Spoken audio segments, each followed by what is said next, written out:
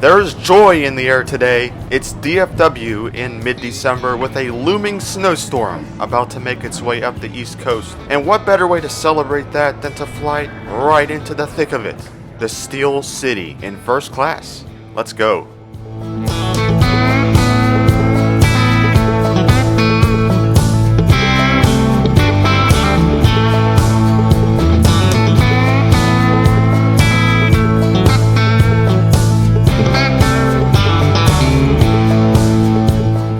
Howdy guys, from DFW's International Terminal D.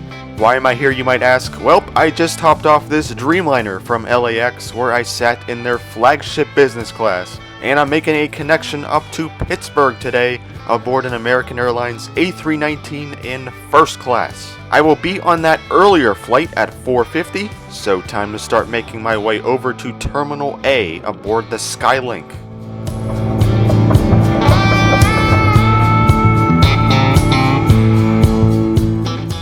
Dallas-Fort Worth International Airport is American Airlines' largest hub and is also their headquarters, so it's an understatement to say they own this airport. There are currently 5 terminal buildings, A, B, C, D, and E, with a 6th one under construction, all connected together by this Skylink system. If you can catch a ride on the track closest to the gates, the view of the aircraft around DFW is almost unlimited. Unfortunately, I caught the bad side, but it's still an awesome ride. Each terminal in and of itself is very large, so there are 2 stops at every terminal. I got off here at the A22 to A39 station, which is closest to my gate, and to that Panera Bread to the right. But what's not shown is behind me, into the void, there's an Auntie Annie's. DFW is a fantastic airport when it comes to food shops. There's everything from Chick-fil-A to Panera to Dunkin', Einstein's Bagels, Panda Express, Popeyes, Shake Shack, Smashburger, Starbucks, Wingstop, and much, much more. I didn't go wandering that far as my gate is right over here, so just settled on Panera and Auntie Annie's for this trip, which left me with a very weird experience. So guys, I just got this pretzel here, and I waited in line for like 15 minutes for this pretzel because there was a guy in front of me who was fighting with the cashier, like almost pushing and shoving money in front of each other, and I have no idea why. They were trying to explain stuff like the guy already paid for like 2 pretzels, and then he came back and he's trying to get charged for 2 pretzels again, and the cashier's like saying that she gave him money back. I don't know what happened, but there literally almost was a fight at an Auntie Annie's. Anyways, I did finally get that pretzel after witnessing the near fight, and I grabbed a seat by this table over by my gate here, which thankfully also has plenty of plugs to use.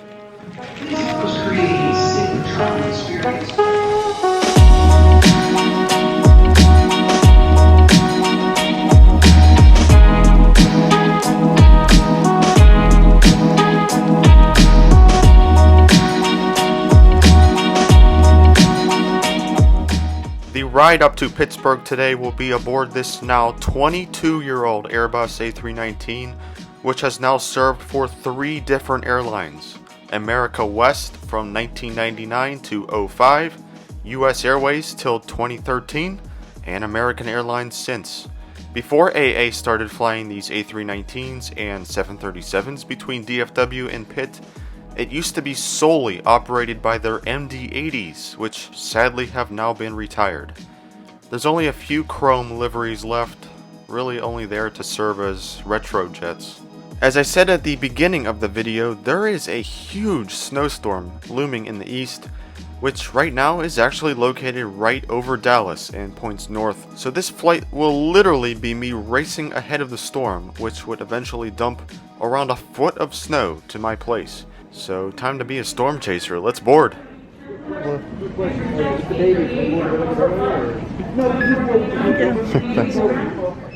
Since I'm flying in first class today, I boarded with Group 1 out of their 9 boarding groups.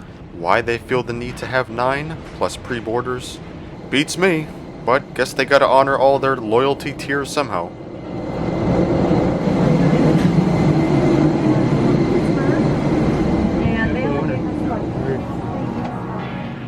As soon as you step aboard an American A319, it screams to you, US Airways. No, not really, but you know what I mean. Since this plane is over 20 years old, the overhead bins are on the smaller side and there's no mood lighting. They both could be updated though, as Delta has done very nicely with their A319s, but I guess American has other plans. The first class section on this plane only consists of 2 rows, 8 seats in total, with the rest of the cabin filled with main cabin extra and main cabin seats. And now for a complete seat tour. The pitch up here is 38 inches, 8 more than in economy, so legroom is very good. Looking ahead and below is the seat back pocket. While it's not large in terms of width, it does extend out far, meaning larger items can be stored underneath pretty easily. It also stores the safety card, which I suspect should really be up here in the literature slot. In the middle of both seats is an area for drinks, but speaking of storage, more of it can be found in the middle armrest, which is also where a universal power outlet can be found. The other armrest holds the tray table, but instead of you jamming your hand in there trying to pull it out, this one conveniently has a small lever that, when triggered, gently lifts the tray upwards out of the slot, where you can then easily do the rest and go from there. Once taken out, the tray table can be folded halfway or the entire way, and it is extendable. As for the actual seat, it's certainly comfortable, not on the Flagship Business level, but also not like the seats in the back. The extra 3 to 4 inches of seat width is the most noticeable thing, which is really nice, as is the large adjustable headrest and the generous recline. When sitting in the second row, it's also really nice, as the divider behind gives good privacy from people in the back and an excuse to lower my seat without someone behind me getting ready to chew my guts. Something tells me this little guy wouldn't let that happen though.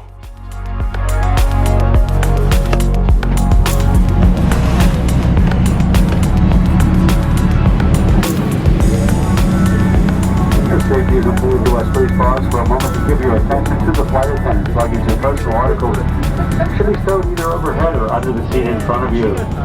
To prepare for departure, close your tray table and place your seat in the upright position. Now more than ever, we appreciate your business and Americans. Sit back, relax, and enjoy your flight. We ended up pushing back right on time with a fairly full flight today up to the Berg, as we now head towards DFW's runway 17 right for takeoff, and you notice how every plane we pass has the American flag on it. Just let this sink in. This airport on average sees, at least before the pandemic, over 70 million passengers per year, and around 40 million in 2020. American is responsible for over 86% of that. So here we go again, it's no surprise, 'cause we know better than to roll the dice. So take this love and try to make it new. You can't fight it when it feels so true. You drive me crazy like no one else. The final moment before I lose myself.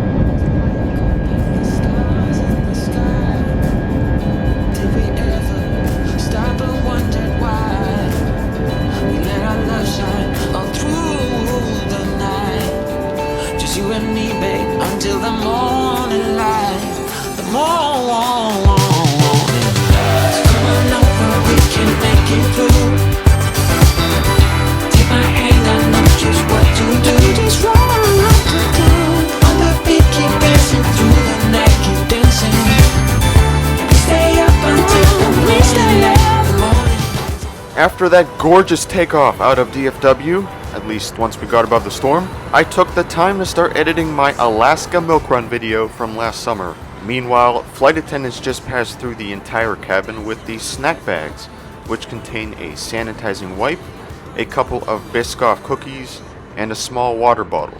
As this flight is over 900 miles, first class will get more than just snacks on this flight a little later on. The flight time up to Pittsburgh today will be 2 hours 1 minute, cruising up at 37,000 feet or 11,300 meters as we trek over the states of Arkansas, a sliver of Mississippi, Tennessee, Kentucky, Ohio, West Virginia, and PA, passing by Memphis, Nashville, and Lexington along the way. Just after reaching cruise, the flight attendant assigned to first class today started the drink service. Yeah. How you take it? Just some cream and sugar. Just cream and sugar? Yeah. Okay. I used to always get ginger ale on every flight, but that's changed now to hot tea with cream and sugar 95% of the time. Ah,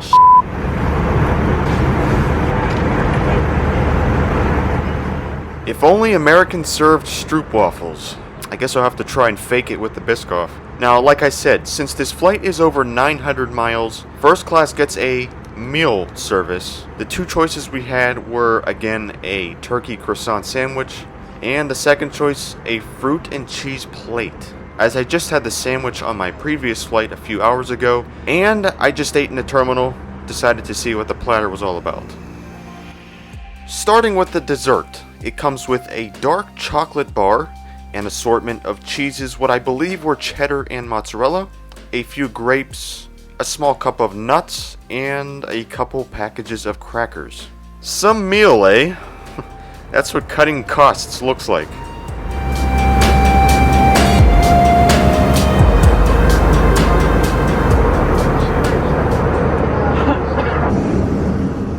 After chowing down on those cheese and crackers, I decided to take a walk to the back of this A319 to check out the lav, and just to stretch my legs a bit. There are 3 lavatories on this plane, with 1 being in the front, reserved for first class, and 2 in the back for everybody else. As you'd expect after 22 years in service, nothing special in here. The Aft Galley area is pretty spacious with what looks to be 7 spots for carts, but now to head all the way back to the front. Since this was an evening flight, lights were turned off throughout the cabin, but looks like most people are on their mobile devices. It's very unfortunate American doesn't believe in personal TVs at every seat, as I think it's unanimous. They are loved by all. To further segregate the rich from the poor, this curtain is drawn out between the 2 cabins, just to reassure people in the back they're not welcome up front.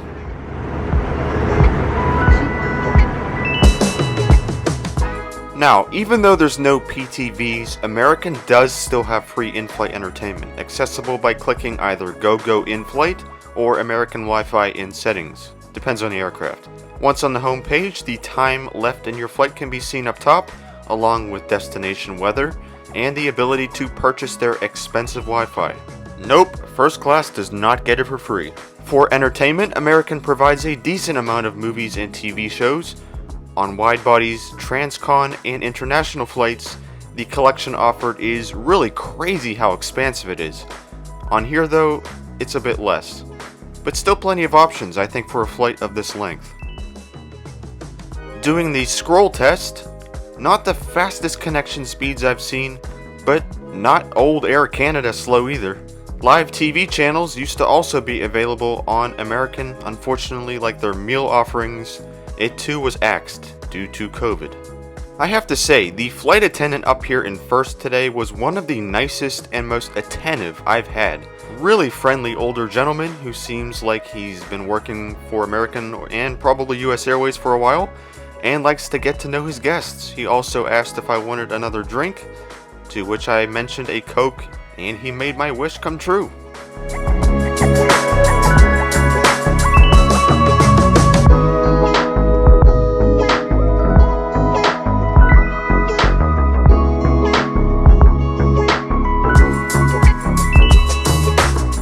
The rest of the flight was pretty uneventful, with us now being ahead of the snowstorm and the clouds giving way below to a clear night sky. We've now actually begun our initial descent into the Pittsburgh area near Parkersburg, West Virginia. So here's one last thing I think some of you may want to see, and that's the now retired American Way magazine. It'll still be featured in more upcoming American and American Eagle flights I've been on, but the videos are waning. So, First off, every time I would open this magazine, the fleet list is where I immediately go to, which is now drastically scaled down compared to 2019. Next, I flip through the airport diagrams, which show their various hubs and focus cities around the US and the world. Finally, I go to the numerous destination maps in the back. Like I said in the last video, I do wonder if they may bring it back though, as United just brought back their Hemispheres magazine, so we shall see.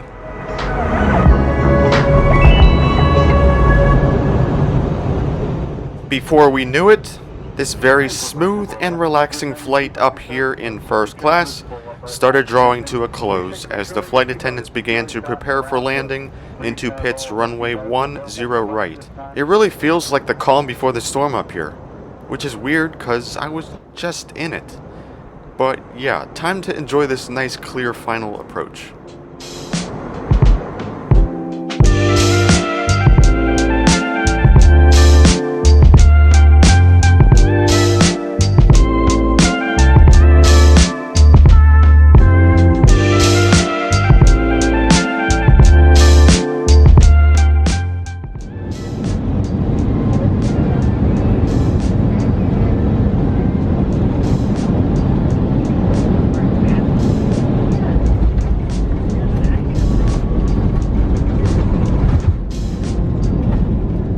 And back to Yinzerland, my hometown. Really enjoyed the flight aboard American's A319 tonight. The great crew, the timeliness, smoothness, and overall atmosphere made for an awesome experience. Hopefully it translated out on video the same. Honestly, the only big negative about this flight was the lack of a proper meal service, which for this route priced routinely at $400 to $500 one way. A sandwich or cheese plate is nothing short of a ripoff. American is starting to bring back some meals though in 2021, so do keep that in mind. While the seat did not have a PTV on this A319, I did really like it otherwise. The swift way to open the tray table is a really nice feature to see. Plus the storage in the middle is cool, but largely this exact seat can be found on most of their domestic narrowbody fleet, so I won't harp too much on it as it's pretty common. Saying all that I've said though, I will say American absolutely does not have the best domestic first class product in the US. As I continue to upload more and more premium flights going forward, you will see what I mean eventually.